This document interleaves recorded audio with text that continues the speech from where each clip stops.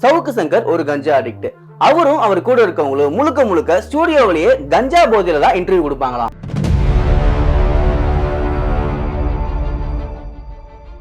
பாஜகவோட அண்ணாமலையும் காங்கிரஸோட சசிகாந்த் செந்திலும் ஜிகிரி தோஸ்துங்களா மங்காத்தா படத்துல அர்ஜுன் அஜித் மாதிரி ஒரு மிகப்பெரிய திட்டத்தோட தான் அவங்க ரெண்டு பேருமே ஒன்னா தமிழ்நாட்டுக்குள்ள கலையரங்கி இருக்காங்களாம்.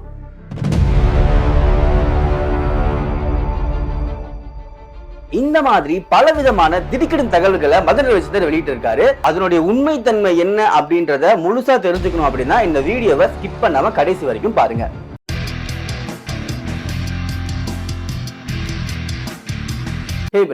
முதல்ல மதன் ரவிச்சந்திரன் அவர்கள் வந்து பாஸ்ட்ல பண்ண சம்பவங்களை பத்தி ஒரு சின்ன பிளாஷ்பேக் பார்த்துட்டு வந்துடலாம்.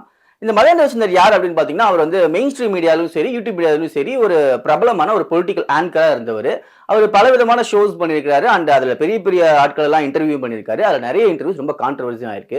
ஆரம்ப காலத்துல இவரை சங்கின்னு சில பேர் சொன்னாங்க, ஊப்பின்னு சில பேர் சொன்னாங்க. இப்படி பலவிதமான ஐடியாலஜிக்குள்ள இவர் அடக்குனாங்க. இவருக்கு பலவிதமான பட்டங்களும் கொடுத்தாங்க. இப்படி மீடியால டிராவல் ஆயிட்டு இருந்த மதன் ரவிச்சந்திரன் அவர்கள் திடீர்னு காண போயிட்டாரு. அதுக்கு பலவித ரீசன்ஸ் சொல்லப்பட்டுச்சு. மறுபடியும் கொஞ்ச நாள் கழிச்சு அவர் ஒரு யூடியூப் சேனல் மூலமா ரிட்டர்ன் வந்தாரு. அதுல டிஎம்கேவை, அதுவும் டிஎம்கேவுடைய உதயநிதி ஸ்டாலின் அவர்களை வந்து பயங்கரமா வம்புழுத்து ஒரு வீடியோஸ் எல்லாம் போட ஆரம்பிச்சாரு.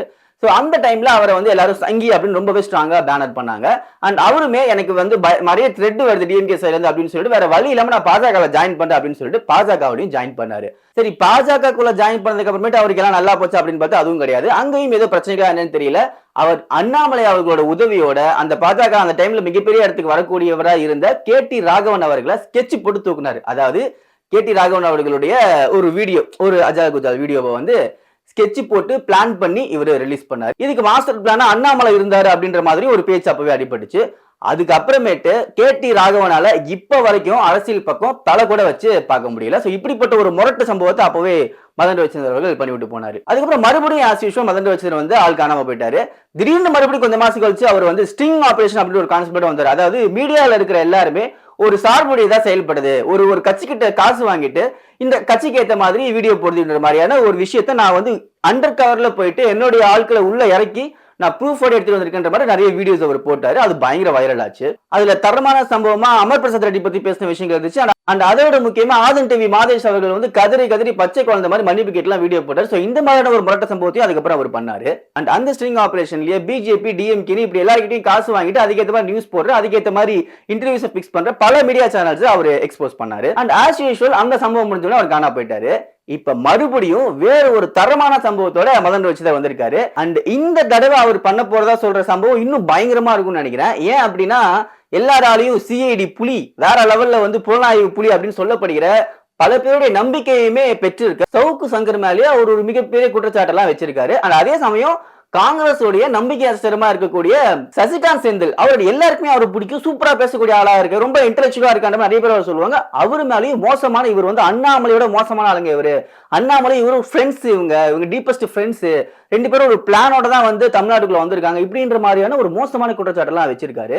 அண்ட் சவுக்கு சங்கரை பத்தி இன்னும் ரொம்ப மோசமாவே குற்றச்சாட்டுல வச்சிருக்காரு. ஏன்னா அவங்க வந்து ஸ்டுடியோல வந்து முழுக்க கெஞ்சா போட்டுக்கிட்டு தான் இன்டர்வியூஸ் கொடுக்குறாங்க. அவங்க கூட இருக்க யாருமே அவர் மதிக்கிறது கிடையாது. அண்ட் கூட இருக்க பசங்களா கூட ரொம்பவே கஞ்சா பழக்கத்துக்கு அடிமையான பசங்களா இருக்காங்க. சோ அவங்க ஆபீஸ்ல பெண்கள்லாம் கூட வேலை செய்யறாங்க, அவங்களுக்கு எந்த சேஃப்டியுமே கிடையாது இப்படின்ற பயங்கரமான ஒரு பர்சனல் பேஸ்டான ஒரு குற்றச்சாட்டு அவங்க மேல வச்சிருக்காரு. அண்ட் அதை தாண்டி முக்கியமான குற்றச்சாட்டு என்ன அப்படின்னா, இன்னைக்கு சவுக்கு சங்கரோட இமேஜ் என்னன்னா, அவர் வந்து யாருக்குமே ஒரு நான் இந்த கட்சிக்காரன் அந்த கட்சிக்காரன் யாருக்கு சார்புடையும் நான் கிடையாது, நான் ரொம்ப நியூட்ரல், யார் தப்பு பண்ணாலுமே நான் கேட்பேன், யாரு வந்து சரியா இருந்தாலும் அவங்கள பாராட்டுவேன், அது பிஜேபி நடந்து பண்ணாலும் நான் பாராட்டுவேன், டிஎம்கே நடந்து பண்ணாலும் நான் அப்போஸ் பண்ணுவேன், எனக்கு இந்த கட்சி தான் அந்த கட்சி தான் எதுவுமே கிடையாது, நான் ஒரு நேர்மையான ஊடகவியாளர் அப்படின்ற மாதிரி ஒரு தன்னை எக்ஸ்போஸ் பண்ணிக்கக்கூடிய ஆள் தான் சவுக்கு சங்கர்.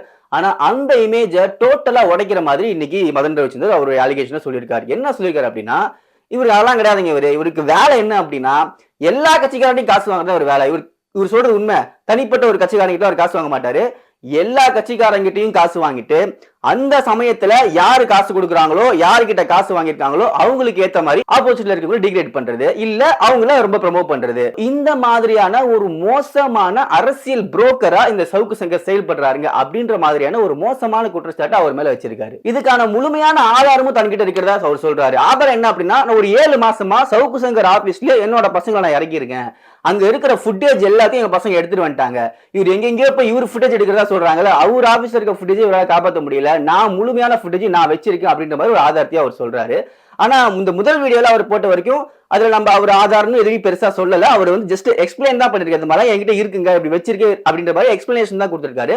அடுத்த வீடியோல ஒவ்வொரு ஆதாரமா நான் உங்களுக்கு வெளிப்படுத்துறேன் அப்படின்ற மாதிரி சொல்லியிருக்காரு. ஸோ அடுத்த வீடியோல பார்த்தாதான் அந்த குற்றச்சாட்டுகள் உண்மையா, அதுல என்ன மாதிரி விஷயங்கள் இருக்கு, இதை நம்பலாமா நம்ப கூடாதுன்னு நம்ம தெளிவா சொல்ல முடியும். ஆனா இப்போதைக்கு மதன் ரவிச்சந்திரன் அவர்கள் சொல்லியிருக்கிறது என்ன அப்படின்னா, என்கிட்ட இந்த மாதிரி ஆதாரங்கள் இருக்கு. சவுக்கு சங்கர் எல்லா கட்சிக்குமே ஒரு புரோக்கரா செயல்படுறாரு, எல்லா கட்சிக்கும் காசு வாங்குற ஆள் அவரு எல்லா கட்சிக்குமான ஒரு புரோக்கர் அப்படின்ற மாதிரியான ஒரு விஷயத்தை அவர் எக்ஸ்போஸ் பண்ணியிருக்காரு. அதுக்கான ஆதாரம் தன்கிட்ட இருக்குது அப்படின்ற மாதிரி அவர் சொல்லியிருக்காரு. அண்ட் எல்லாரையும் போய் பிளாக்மெயில் பண்ற ஆளுங்க இந்த ஆளு. இவர் வெறும் காசு வாங்கிட்டு வேலை செய்யற ஆள் மட்டும் கிடையாது. ஒவ்வொருத்தர் எல்லாத்தையும் ரெக்கார்டு போட்டு ஒவ்வொருத்தரும் பிளாக்மெயில் பண்ணி காசு வாங்குற ஆளு, ஒரு கிரிமினல் இந்த ஆளுன்ற அளவுக்கு ஒரு விஷயத்தை வந்து அவர் சொல்லியிருக்காரு. இந்த வீடியோல இருந்து நம்ம புரிஞ்சுக்க வேண்டிய விஷயம் என்ன அப்படின்னா, சவுக்கு சங்கரா இருக்கட்டும், இல்ல மதன் ரவிச்சந்திரனா இருக்கட்டும், இல்ல எந்த வித ஒரு மீடியா பர்சனா இருக்கட்டும், யாரையுமே பிளைண்டா நம்பாதீங்க. ஏன் அப்படின்னா, மீடியான்றது வந்து ஒரு முன்னாடி ஒரு வேற ஒரு கான்செப்ட்ல இருந்துச்சு. அதுக்கப்புறம் டோட்டலா அது வியாபாரம் ஆயிடுச்சு.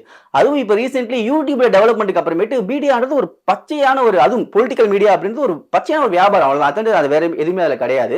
ஏன்னா இப்ப எதுக்கு யாரை பார்த்தாலும் பொலிட்டிக்கல் சேனல் ஆரம்பிக்கிறான். ஏன் ஆரம்பிக்கிறான்? அவனுக்கு என்ன பொலிட்டிக்கல் சேனல் ஆரம்பிச்சவனே யூடியூப்ல நிறைய காசு தராங்களா, இல்ல வந்து அதுக்கு அதிக வியூஸ் வருதுன்னு இருக்காங்க? அதெல்லாம் தானே ஒரு வேற அரசியல் இருக்கு. இன்னும் சொல்ல போனா ஒரு பொலிட்டிக்கல் சேனலை யூடியூப் பொறுத்த வரைக்கும் ரன் பண்ணி ரொம்ப கஷ்டம். நிறைய ரெஸ்ட்ரிக்ஷன்ஸ் இருக்கு, நிறைய விஷயங்களை பார்த்து பண்ணணும். இல்லைன்னா டக்குன்னு அந்த சேனலை தூக்கிடுவாங்க. இவ்வளவு ரிஸ்கோட அவன் காமெடி சேனல் பண்ணிட்டு போலாம், இல்ல வேற ஏதாவது ஒரு கண்டென்ட் பண்ணிட்டு போலாம். அதை விட்டுட்டு ஏன் பொலிட்டிக்கல் சேனல் பண்றாங்கன்னா, ஏதோ யூடியூப்ல நிறைய காசு வருதுன்னு நினைக்காதீங்க. இதுக்கு பின்னாடி வேற ஒரு அரசியல் இருக்கு. வேற விதத்துல அவங்களுக்கு நிறைய காசு வரும். இந்த மீடியா வியாபாரம் அப்படின்றது ஒரு மிகப்பெரிய ஒரு ராபரி, ஒரு மிகப்பெரிய ஒரு அயோக்கியம் இதுக்குள்ள இருக்கு. சோ இந்த மீடியா வியாபாரத்தை பத்தி தெளிவா இன்னொரு வீடியோல நம்ம தெளிவா நிறைய விஷயங்களை பேசலாம். அண்ட் இந்த வீடியோட மாரல், யாரையும் பிளைண்டா நம்பாதீங்க, இன்க்ளூடிங் மை செல்ஃப். நம்ம எப்பவுமே சொல்ற மாதிரி நம்ம ராஷ்டிரபதி நோக்கம் அப்படின்றது ஜாதி மதங்களை கடந்து எந்த வித ஒரு இன்இக்வாலிட்டி இல்லாம ஒரு ஈக்குவாலிட்டியே இருக்கணும் அப்படின்னு நினைக்கிற எல்லாருமே, ஹியூமனிசம் மதிக்கிற எல்லாருமே நம்மளுடைய நண்பர்கள், நம்மளுடைய பட்டீஸ். சோ அப்படிப்பட்ட எண்ணம் இருக்க எல்லாரும் நம்ம கூட சேர்ந்து டிராவல் பண்ணலாம். நம்ம எல்லாரும் டிராவல் பண்ணலாம். மகிழ்ச்சி.